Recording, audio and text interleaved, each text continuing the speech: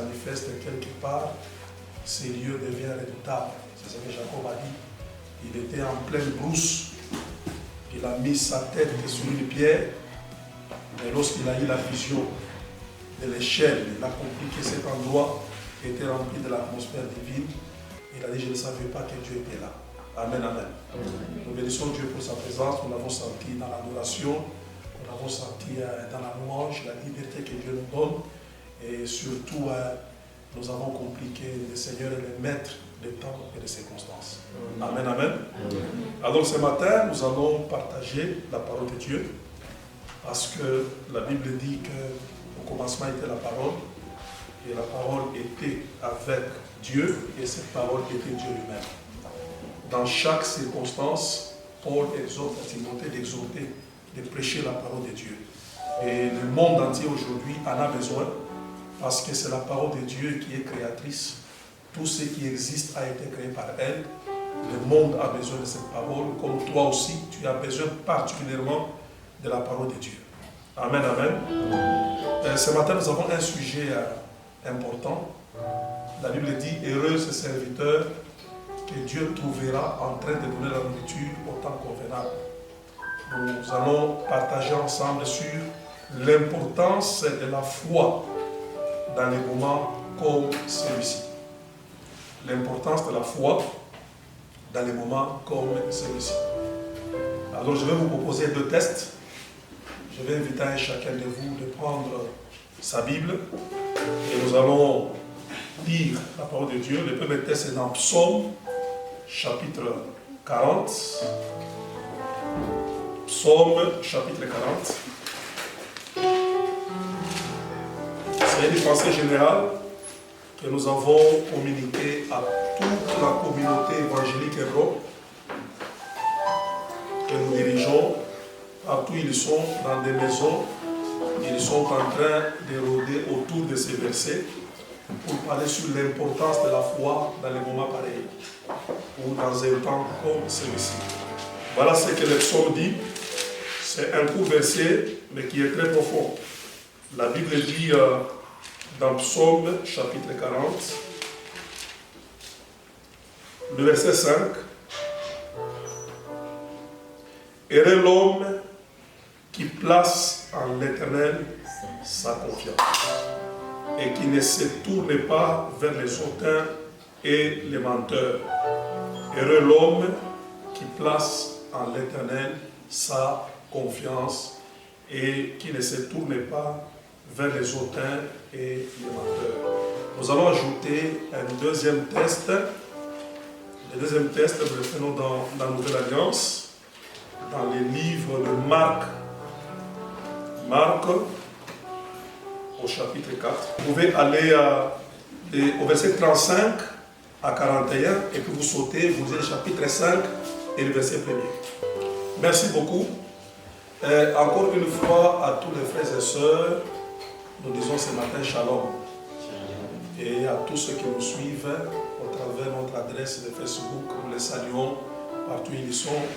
Nous leur souhaitons aussi Shalom qui signifie la paix avec nous. Amen, amen. Aujourd'hui, c'est un grand jour pour nous. David a dit, je suis dans la joie lorsqu'on me dit, allons à la maison de l'Éternel. Et la Bible ajoute en disant, mieux vaut un jour dans la présence de Dieu que 1000 ailleurs. Il n'y a rien qui peut remplacer l'importance de la présence de Dieu dans notre vie. Il est capital que chacun de nous réalise la grâce de prendre part au culte du Seigneur. Aujourd'hui, nous sommes dans un cadre particulier où Dieu nous accorde pour partager la parole de Dieu, adorer, prier, parce que le Seigneur est le maître des temps et des circonstances. Selon les sujets que nous voulons partager, l'importance de la foi dans un temps comme celui-ci. Je pense que chaque temps, chaque circonstance exige une certaine foi particulière pour répondre aux exigences de ces temps-là. Regardez Mardoché, il a interpellé Esther, sa nièce, en lui disant, c'est pour un temps comme celui-ci que Dieu t'a établi comme reine. Autrement dit, il voulait faire comprendre à Esther que dans un temps comme celui-ci, il y a certaines circonstances, peut-être négatives, qui pèsent sur la nation, mais je ne sens pas ta foi répondre à la hauteur ou aux exigences des circonstances de ces temps-là. Quelqu'un peut avoir la foi hier, mais aujourd'hui, par rapport aux circonstances qu'il traverse, il n'a plus la foi, il tombe dans la crise de la foi et il passe à côté des bénédictions et même de son héritage que Dieu avait prévu pour lui. C'est pourquoi nous voulons interpeller, réveiller, exhorter les chrétiens en particulier et le monde entier en général, que dans un temps comme celui-ci, nous avons besoin de la foi. Nous avons besoin de comprendre l'importance de notre appui. Nous avons besoin de discerner les béquilles que nous devons prendre pour nous appuyer. Parce que ces temps ne demandent que de la foi. Et personne dans le monde ici naturel ne peut vivre aujourd'hui sans la foi. Et même nous-mêmes les chrétiens qui sont réunis en ces lieux, dans ces cultes, la Bible déclare que celui qui s'approche de Dieu, la première chose qu'on exige, il doit croire que Dieu existe. Il doit d'abord avoir la foi. Parce que sans la foi, c'est impossible que tu puisses t'imaginer de recevoir quelque chose de la part de Dieu. Amen, amen. Amen. Et la grandeur de la foi ne dépend pas, ou son importance dans les déclarations que nous pouvons faire ce matin. Oh, j'ai la foi, nous avons la foi, et par la foi. Non. La grandeur et l'importance de la foi est cachée dans l'objet ou dans la personne en qui tu te confies. Parce que tu peux, selon toi, avoir une grande foi, mais malheureusement, tu l'as placée dans un serpent. Il y a des gens qui se confient dans les serpents, il y a des gens qui se confient dans les animaux, il y a des gens qui se confient dans les hommes. Et selon eux, ils peuvent dire qu'ils ont la foi. Mais la foi devient importante lorsque la personne ou l'objet dans lequel tu t'es confié te rassure, te donne l'assurance que tu ne seras pas confus, tu ne seras pas honteux en plaçant ta confiance en lui. C'est pourquoi notre texte de base de Psaume chapitre 40 au verset 5, la Bible appelle heureux l'homme qui place sa confiance en l'Éternel.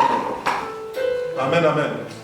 Parce qu'il y a des gens qui ont placé leur confiance dans la science, ils ont placé leur confiance, je ne sais pas, dans leurs parents, d'autres ont placé leur confiance dans leur intelligence, mais la Bible bénit la personne qui place sa confiance à l'Éternel. La Bible dit, heureux l'homme, ou autrement dit, béni soit l'homme qui se confie à l'Éternel. Béni soit l'homme qui a choisi Dieu comme son appui. Béni soit l'homme qui a discerné que c'est sur Dieu qu'on peut compter dans un temps comme celui-ci. Amen, amen. Pourquoi? Parce que Dieu, c'est l'assurance qui ne peut pas décevoir. C'est le secours dans le désespoir. Voilà pourquoi la Bible dit, ô toi qui écoutes la prière, les hommes viendront à toi.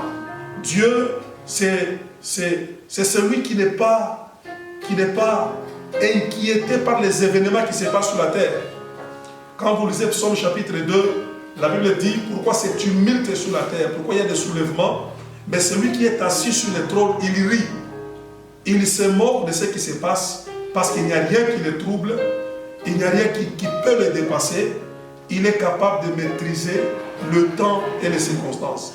Raison pour laquelle on bénit et on proclame heureux la personne qui a placé sa confiance en l'Éternel. Et je crois que ce matin, tu en as besoin de placer ta confiance en Dieu. Amen. Je ne sais pas, tu peux placer la confiance dans toutes les précautions pour ne pas tomber malade. Mais si ces choses-là Il y a des gens qui se sont protégés, mais aujourd'hui, ils sont contaminés. Nous voulons vous amener sur les rochers qui ne bougent pas, qu'on ne peut pas renverser. C'est l'Éternel Dieu des armées. La Bible dit que celui qui se confie en lui, il ne sera pas confus ni honteux. Amen, amen. Alors je voudrais entrer en profondeur par rapport à la confiance ou l'importance de la foi dans un temps comme celui-ci. Le deuxième texte que nous venons de lire, c'est un texte que vous connaissez, où Jésus-Christ, avec ses disciples, vous savez, Jésus c'est un grand maître. La Bible dit qu'il allait de lieu en lieu faisant du bien aux hommes, et il passait son temps à enseigner la parole de Dieu, et les malades qui venaient, il les guérissait, ceux-là qui étaient possédés, il les délivrait, et les foules se réunissaient facilement autour de lui. Alors il a passé un grand moment avec une foule en train de l'enseigner sa parole. Il a enseigné, il a prêché, et après, il s'est confié à ses siens, les apôtres, les disciples, en leur demandant s'ils pouvaient aller de l'autre côté de la rivière, de l'autre côté de la mer, parce qu'il avait d'autres objectifs à atteindre dans une autre vie. Ainsi, ils se sont engagés dans la pirogue, dans la barque, pour traverser la mer. C'est une histoire que vous connaissez très bien. Et cet embarquement, c'est véritablement l'image du parcours de la vie, le parcours de la terre. Lorsque Jésus donne le signal de commencer à voyager vers une autre dimension, tout le monde se sont embarqués avec joie, ayant la vision et la confiance qu'ils vont arriver sans peine, sans problème à la destination. Amen, amen. Et nous voulons vous révéler ceci, que la vie chrétienne, elle est semblable à ces voyages-là. Et la vie sur la terre, elle est aussi semblable à ces voyages-là. Vous savez, quand nous commençons les choses avec Dieu, tout commence avec les promesses. Tout commence avec la parole, comme Dieu nous l'a dit au commencement était la parole. Mais lorsque nous nous engageons sous les chemins de la foi avec Dieu, et nous avons l'espérance de l'accomplissement de ce que Dieu a dit, chemin faisant, il y a ce qu'on appelle des imprévus, des choses auxquelles on n'a pas pensé, des choses auxquelles on n'a pas songé, on ne les a même pas rêvées, qui peuvent survenir dans le parcours. Amen, amen. La Bible dit, pendant qu'il s'en allait selon la direction de Jésus, il y a eu une tempête qui s'est soulevée. Et la tempête, en se soulevant, a communiqué une certaine terreur, a brisé l'espérance de la promesse, au point où les apôtres, tout ce qu'ils pouvaient voir au travers de la tempête, c'était la fin de leur vie, c'était la mort. Frères et sœurs dans le Seigneur, aujourd'hui, chacun dans son parcours, d'une manière particulière, je ne sais pas ce que tu as rencontré sur ton chemin. Je ne sais pas ce que tu es en train de traverser. Et ce que nous avons constaté dans l'Église, nous avons beaucoup enseigné les chrétiens à croire dans les promesses de Dieu. Et nous avons beaucoup enseigné les chrétiens à avoir la foi dans l'accomplissement des promesses de Dieu. Mais beaucoup de gens dans l'Église et dans le monde ne sont pas enseignés comment se prendre en charge pendant qu'ils traversent les moments difficiles. Leur attitude, leur comportement, leur façon de faire pendant le soulèvement des tempêtes. Et c'est là qu'on a tendance à regarder en arrière. Pourquoi nous nous sommes engagés dans ces voyages? C'est là qu'on croit et qu'on pense que Dieu nous a abandonnés. C'est là qu'on pense que c'est la fin, c'est l'enterrement ou l'engloutissement de nos promesses. Beaucoup de gens se plaignent parce que la vie est pleine des imprévus. Tu peux faire des déclarations au début de l'année. Tu te dis, cette année, c'est vrai de grandes choses. Cette année, j'accomplirai, je ferai ceci et cela. Mais chemin faisant, il y a des circonstances purement négatives qui peuvent venir contredire tout ce que tu t'es dit au début de ton voyage. Et pendant ces temps-là, c'est là où le sujet de notre exhortation, de notre prédication est très important. L'importance de la foi dans les moments pareils. Amen, amen. Amen. Regardez la vie de Joseph lorsqu'il vivait avec son père, avec ses frères. Dieu lui a dit qu'il serait élevé par rapport à ses frères. Il serait grand. Son père, sa mère et ses frères viendraient un jour se prosterner au-devant de lui. Et le matin, il se réveilla et il a commencé à annoncer la promesse de Dieu. Écoutez ce que j'ai vu, et ça suscitait même la haine et la jalousie. Mais dans cette promesse-là, Dieu ne lui a jamais parlé que dans le parcours vers l'accomplissement de cette promesse, Joseph, tu vas rencontrer des grandes difficultés. Que ça va te susciter la haine de tes propres frères. Vous savez, dans la vie, mieux vaut être haï par les ennemis que d'être haï par tes propres frères. Joseph n'a jamais pensé que par cette promesse-là, il devait se retrouver une marchandise au marché. On est en train de les vendre comme une marchandise. Les gens pouvaient discuter les prix sur lui. C'était un imprévu, l'image de la tempête qui pouvait se soulever dans son voyage vers l'accomplissement des promesses. Joseph s'est retrouvé domestique, plein de promesses, avec la présence de Dieu, mais domestique dans la maison de Potiphar. Et plus tard, il va se retrouver prisonnier dans un pays étranger où il n'a pas de frères et sœurs, dont un prisonnier sans visite. Vous pouvez vous imaginer les sorts de cet homme en prison.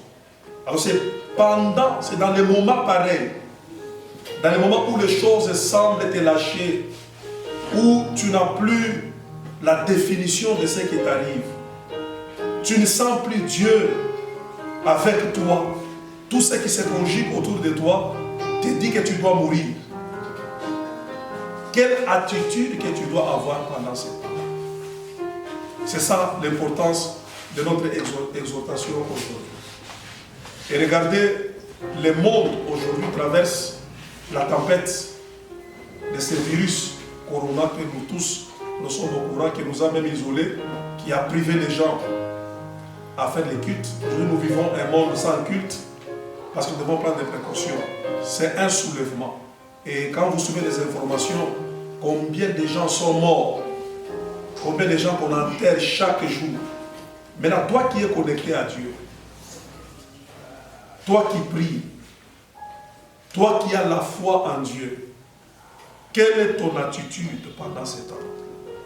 Comment tu vas te comporter? En qui tu vas te confier? Sur quoi tu dois compter? C'est ce qui va déterminer ton sort dans les moments difficiles que tu traverses. Amen, amen. Amen. La Bible dit, ils ont commencé à proclamer leur mort parce qu'ils sentaient que la tempête était menaçante. Ils ont senti qu'ils devaient se terminer dans la mer. Et ils ont commencé à pousser le tout. Ils ont commencé à crier. Ils ont commencé à dire, Seigneur, c'est notre fin. Et je voudrais ce matin vous donner 3 à 4 attitudes positives de la foi que vous devez afficher dans les moments comme celui-ci. Parce que dans les moments difficiles, c'est le moment où on doit reconnaître la maturité des chrétiens. On doit voir les niveaux ou les degrés de leur foi. Le monde n'a pas l'appui que l'Église a, parce que l'Église s'appuie sur l'Éternel. Mais le monde s'appuie sur beaucoup de choses. Ce n'est pas étonnant qu'il soit troublé, étonnant plutôt qu'il voit la fin, qu'il voit la mort. Mais toi qui pries, toi qui invoques le nom de Dieu, quelle sera ton attitude dans des moments pareils, dans des moments difficiles? Amen, amen. Alors la première attitude qui doit caractériser ta foi lorsque la tempête se soulève contre toi, lorsque tu sens que c'est dangereux, je risque de mourir, la première attitude, ce n'est pas de regarder à la grandeur de la tempête ou à la taille de ton problème, ou de ta situation, premièrement, c'est de se souvenir de ce que Dieu t'avait dit. Se souvenir de la parole de Dieu. Se souvenir de toutes les promesses que Dieu t'a faites. Se souvenir de toutes les visions que Dieu t'a données, en particulier toutes les prophéties qui ont été dites sur toi. C'est le moment de se souvenir. Parce que la Bible dit que la foi vient de ce qu'on entend, et ce qu'on entend vient de la parole de Dieu. Quand tu es devant un obstacle, tu es devant une tempête, tu es devant des difficultés, tu es devant les géants qui ont tendance à te menacer, à t'écraser, la première chose que tu dois faire, c'est de se souvenir qu'est-ce que Dieu t'avait dit avant que tu ne traverses les moments difficiles. Vous savez, sous les cieux, il n'y a rien qui est nouveau. Tout ce que nous vivons aujourd'hui est déjà signalé dans la parole de Dieu. Un chrétien qui médite la parole de Dieu jour et nuit, il comprendra que toutes les choses qui arrivent aujourd'hui, ce sont les signes que Jésus-Christ avait déjà donnés à l'Église. Et la Bible dit que vous n'êtes pas les enfants des ténèbres pour être surpris. Un chrétien ne doit pas être surpris comme un païen. Parce que l'esprit de la révélation, c'est un esprit qui précède les événements. Il a dit à Abraham, qu'Acheresh à Abraham, ce que je vais faire en Sodome et Gomorrhe. Avant que les habitants de Sodome et Gomorrhe soient au courant de ce qui devait leur arriver, déjà Abraham, dans l'esprit prophétique, il était déjà averti de ce que Dieu, de ce qui devait arriver à Sodome et Gomorrhe. Pendant ce temps, les chrétiens doivent se souvenir, ils doivent se rappeler de tout ce que Dieu a dit. Amen, amen. La Bible dit, vous aurez des tribulations, vous aurez des persécutions.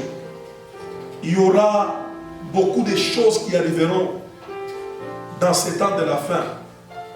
Ce ne sont pas des surprises pour nous les chrétiens. Ce ne sont pas des surprises pour nous l'Église. Et notre attitude de la foi, c'est de nous aligner dans la pensée que Dieu avait donnée. C'est de se conformer à la parole que Dieu nous avait déjà donnée. C'est de regarder les réalités au travers de la parole de Dieu. Ce n'est pas de les regarder selon les informations, les regarder selon les réalités, mais les regarder selon la vérité. C'est pourquoi un chrétien averti, il doit apprendre au sérieux la parole de Dieu.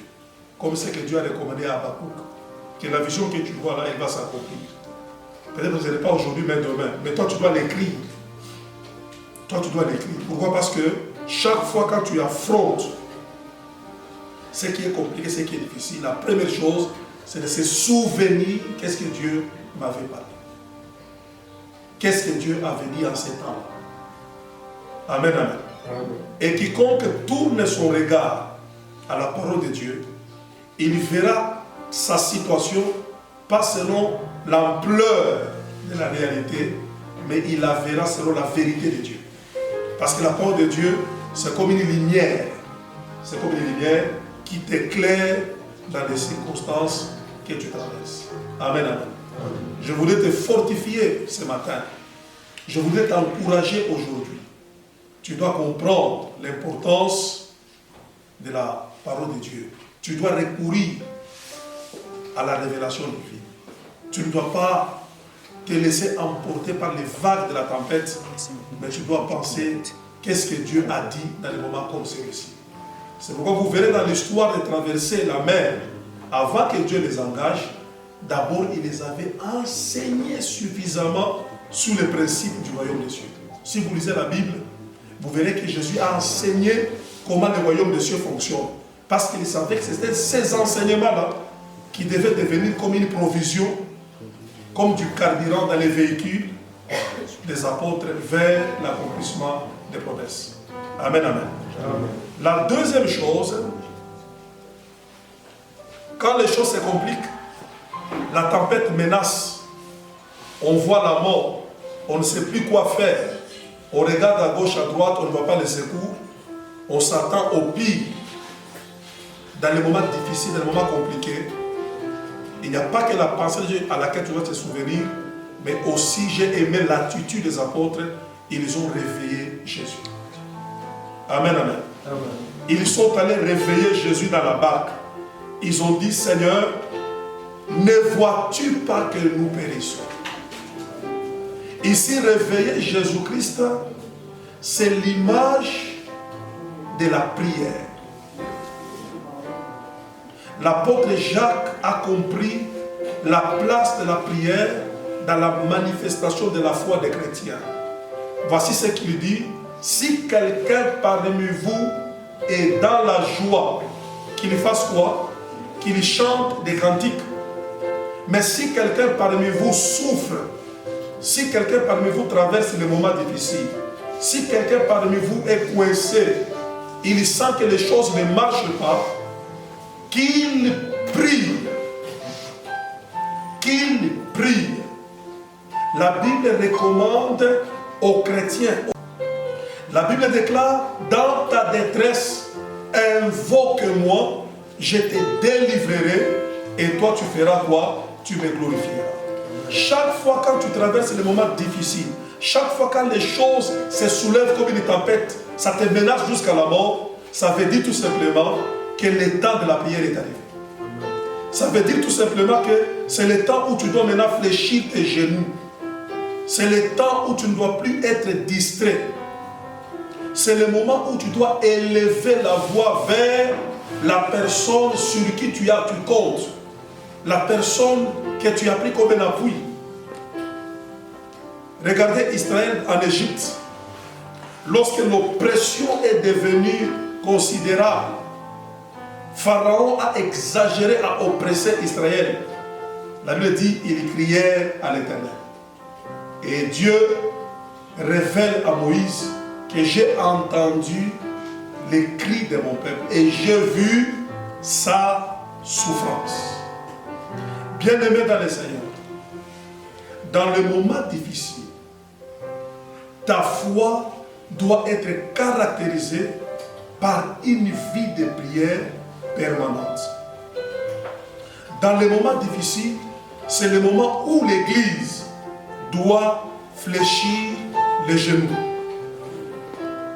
Quand tu traverses un moment où tu sens que c'est la fin de toutes choses, autrement dit, la sagesse divine te dit, c'est le moment où tu dois maintenant t'engager dans les jeûnes et dans la prière.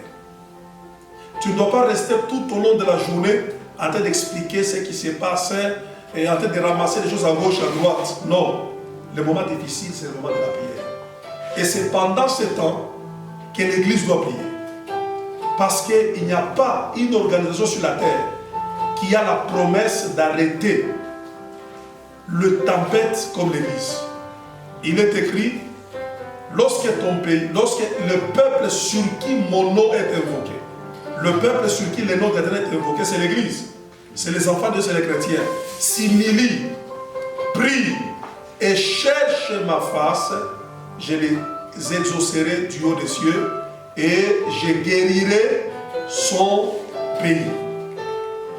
Voyez-vous que la Bible prévoit que les pays, les continents ou le monde peut traverser des moments difficiles comme nous les traversons maintenant, mais le peuple sur qui le nom de l'Éternel est invoqué a la promesse de changer la situation. Comment? Par la vie de prière. Par la vie de prière. C'est le temps que nous devons prier. C'est le temps que nous devons invoquer le Seigneur. Et Dieu a promis d'exaucer la prière au-delà de ce que nous demandons par des signes et des miracles. Il est le Dieu qui a établi la prière pour l'exaucer. Il a écouté la prière de Jonas dans le ventre du poisson. Il a écouté Shadrach et Meshach et Abednego dans la fournaise de feu. Il a écouté la prière d'Agar dans le désert. Et il a fait jaillir de l'eau. Et ce Dieu-là n'a pas changé. Il est le maître des temps et des circonstances. Lorsque nous crierons en lui dans un temps comme celui-ci, la prière, c'est une puissance qui peut nettoyer l'atmosphère de la planète et ramener les choses à l'ordre. Amen, amen. Donc, frères et sœurs, dans le Seigneur, pendant ce temps, d'une manière particulière, d'une manière individuelle. Une bonne attitude pour se prendre en charge afin de calmer la tempête. De calmer la tempête, c'est de prier. C'est de prier. C'est de prier. Jésus a dit aux apôtres, dans les moments difficiles à Gethsemane, vous n'avez pas pu prier avec moi même 1 heure. C'est que pendant ce temps, il est important que chacun comprenne que même 1 heure de prière individuelle, ça peut sauver beaucoup de choses. Amen, amen. Donc j'interpelle à tous les chrétiens du centre évangélique Hébron, les chrétiens du monde entier, pendant que les scientifiques s'organisent dans les laboratoires pour chercher des solutions, mais n'oubliez pas la puissance des genoux. Nous devons invoquer le nom du Seigneur pour libérer l'atmosphère du ciel, l'atmosphère du royaume de Dieu. Et c'est cette atmosphère qui peut même amener l'inspiration pour qu'on arrive à une solution parfaite, une solution totale, et que l'humanité puisse se retrouver dans la paix et dans la joie. Amen, amen. Alors, l'attitude de la foi dans un temps comme celui-ci est très importante. Aujourd'hui, Jésus n'est pas dans la barque avec nous physiquement. On ne va pas aller le réveiller pour que lui se réveille et que lui menace la tempête. Non. Jésus, il nous a laissé son esprit. Et lorsqu'il est ressuscité, voilà ce qu'il a dit. Tout pouvoir m'a été donné dans les ciels et sur la terre. Et il a pris ce pouvoir, il a remis ça à l'Église. Il a remis ça à l'Église. Aujourd'hui, par rapport à la tempête qui menace notre vie, qui menace notre société, qui menace la planète, qui menace le monde, la maturité des chrétiens doit être manifestée. C'est-à-dire, nous devons nous prendre en charge. Nous devons recourir à l'autorité et au pouvoir que Jésus-Christ a investi dans ses enfants. À tous ceux qui l'ont reçu, il leur a donné le pouvoir de devenir enfants de Dieu. Être un enfant de Dieu n'est pas juste une appellation. Enfant de Dieu chrétien, non, c'est tout un pouvoir. C'est tout un pouvoir. Et aujourd'hui, ce n'est plus à Jésus de venir menacer la tempête. Aujourd'hui, c'est à toi. C'est à nous, Église, c'est à nous les chrétiens, parce que nous avons reçu les clés du royaume. Nous avons la promesse de lier les choses et le ciel va les lier. Donc pendant ce temps, Jésus-Christ a besoin de voir l'Église exercer son autorité. C'est à nous d'exercer l'autorité. Ce n'est pas à Jésus-Christ de descendre et de menacer la tempête. Il a dit en vérité, je vous le dis, tout ce que vous demanderez en priant, croyez que vous l'avez déjà reçu et vous le verrez ça s'accomplir. Si vous avez la foi, vous direz à cette montagne. Il n'a pas dit que lui dira à la montagne. Ou bien l'Église va l'appeler pour que Jésus-Christ maintenant déplace la montagne pour nous.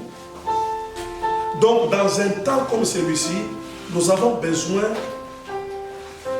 pas des chrétiens enfants, on a besoin de chrétiens matures qui sont conscients de leur autorité, qui sont conscients de leur pouvoir, qui sont conscients de leur responsabilité dans l'Église et sur la terre. Je ne pense pas qu'il y a une organisation dans le monde à qui Dieu a remis le pouvoir de chasser les démons, de faire taire la tempête, si ce n'est qu'à l'Église de Dieu vivant. C'est à vous, l'Église, de s'élever et de prier. C'est à vous, l'Église, de menacer la tempête. C'est à vous, l'Église, de prendre votre responsabilité. Parce que Jésus-Christ ne viendra pas aujourd'hui menacer la tempête à notre place. Amen, amen. C'est pourquoi il s'est réveillé. Quand Jésus se réveille, avant qu'il menace la tempête, mais voici l'interpellation qu'il a faite aux apôtres. Il a dit, hommes de peu de foi. Ça veut dire quoi? En réalité, si vous aviez la foi, vous ne devez pas me réveiller. Lorsque nous grandissons dans la foi, nous devons apprendre à laisser Dieu tranquille sur le trône. Il est dans les ciels, mais il sait que sur la terre, il y a l'église. Pas une église vide, parce qu'il a dit, je ne vous abandonnerai jamais, je ne vous laisserai pas orphelin. Je vous enverrai mon esprit. La puissance de Dieu est avec l'église. Donc l'église doit prendre ses responsabilités. L'église doit menacer ce qu'il faut menacer. L'église doit corriger ce qu'il faut corriger. Et Jésus dit, si vous ne doutez pas dans votre cœur, tout ce que vous demanderez, croyez que vous l'avez déjà reçu et vous le verrez s'accomplir. Nous ne devons pas croiser les bras et recourir. Et Dieu, non, l'église a ses responsabilités. Et parmi les responsabilités, l'autorité que le Seigneur vous a accordée. Amen, amen. C'est avec cette autorité-là que nous devons menacer la tempête. C'est avec cette autorité-là que nous devons ramener le calme dans le monde troublé. Amen, amen. Une chose est importante avant que je puisse clôturer, c'est la Bible dit la tempête s'est tue et il y a eu du calme sur la mer. Écoutez, nous pouvons avoir des problèmes, nous pouvons traverser les moments difficiles, mais nous ne devons pas oublier que nous avons la promesse de s'en sortir. Dieu ne nous a jamais promis qu'on n'aura jamais de problèmes, mais au moins Dieu nous a promis qu'on aura des solutions à tous les problèmes qui peuvent arriver. Amen, amen. La Bible déclare, ils vous feront la guerre, mais ils ne vous vaincront pas. Que 1000 tombent à ta droite, 10 000 à ta gauche, mais toi tu ne seras pas à atteindre. La parole de Dieu nous a garanti la solution, nous a garanti l'issue des sorties dans toutes les épreuves qui peuvent nous arriver. Nous avons la promesse de s'en sortir. La Bible déclare, dans toutes ces choses, nous sommes de plus que vainqueurs par celui qui nous a aimés.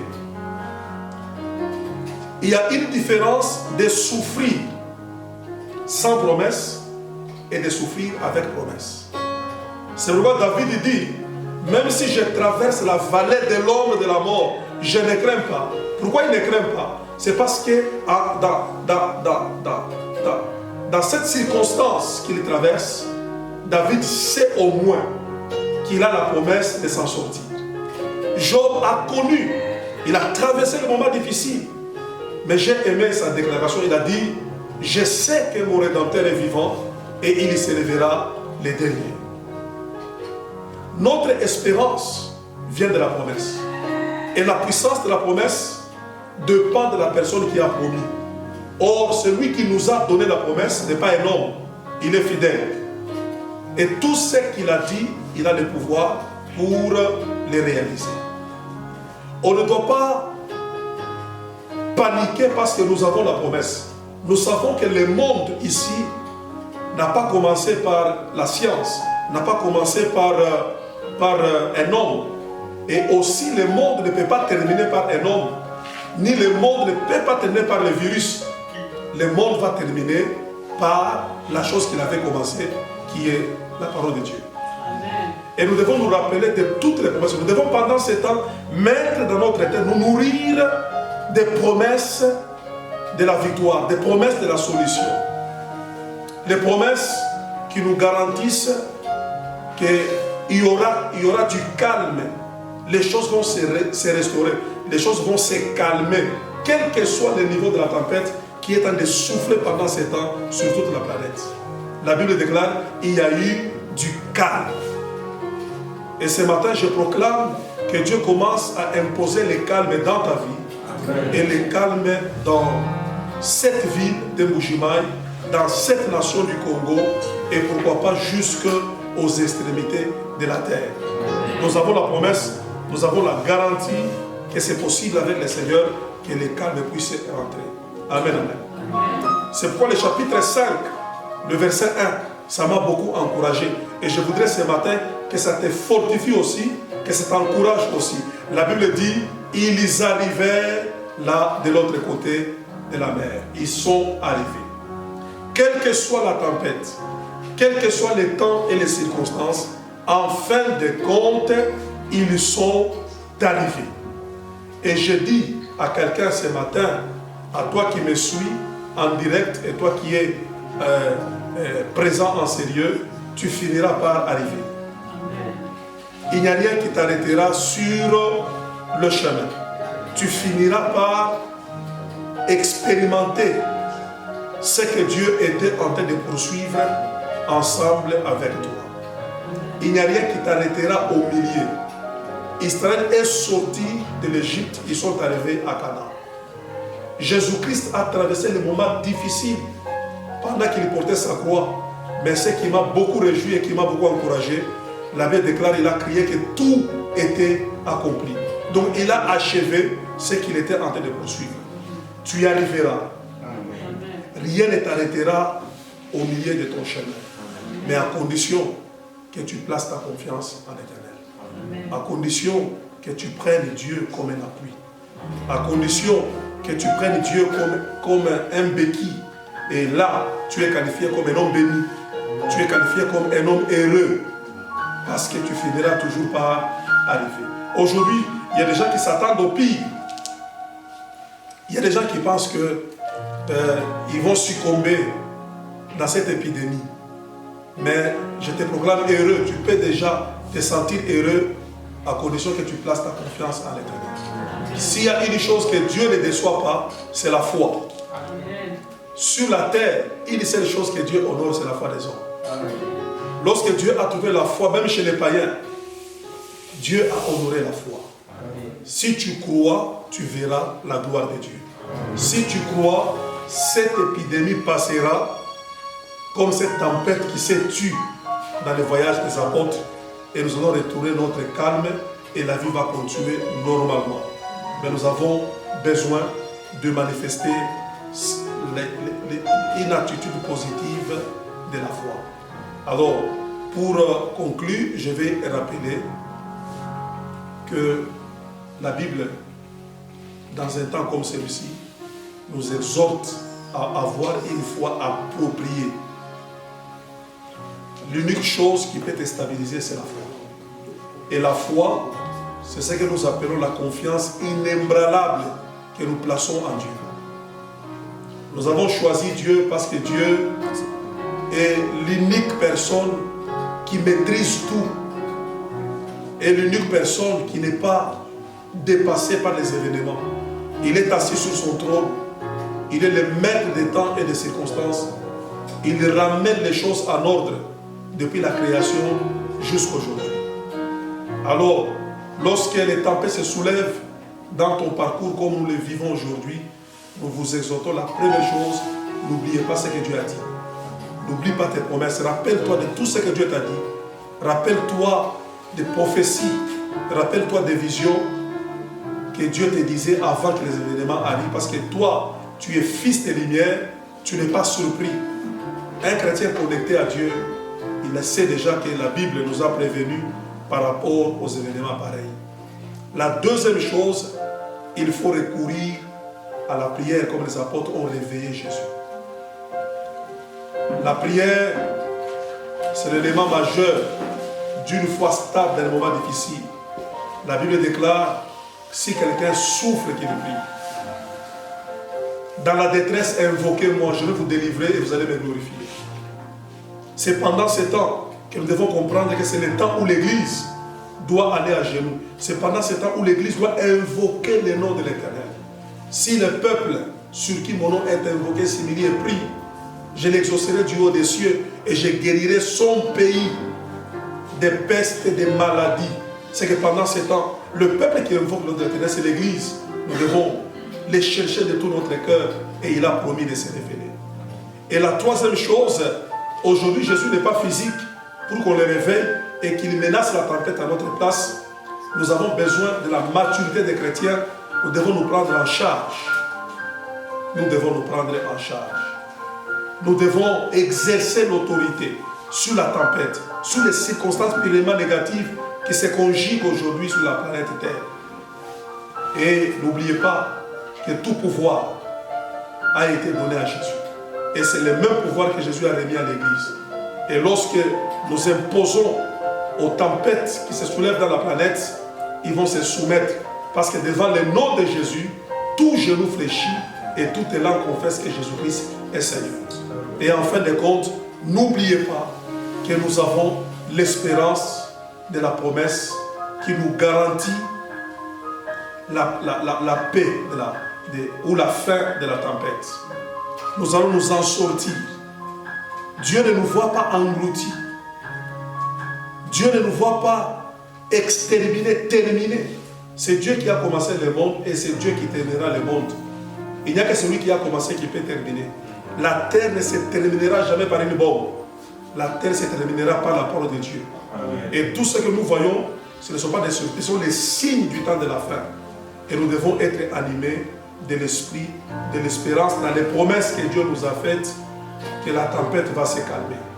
Et j'ai encouragé quelqu'un aujourd'hui en lui disant que tu arriveras au bord. Amen. Et tu verras la gloire de Dieu. Amen. Parce que Christ en nous, c'est l'espérance de la gloire. Amen. Et avec Christ, une seule chose que j'ai compris, il honore la foi. Amen. Partout où il trouve la foi, il honore la foi. Dieu ne déçoit jamais la foi. Voilà pourquoi la Bible dit, heureux l'homme qui place sa confiance en l'Éternel. Et la Bible dit, si tu crois, tu verras la gloire de Dieu. Amen. Et nous exhortons pendant ces temps à tous les chrétiens au monde entier d'avoir la foi en Dieu, car c'est l'unique chose qui ne peut pas vous décevoir. Amen. Que le Seigneur de gloire vous bénisse. Amen.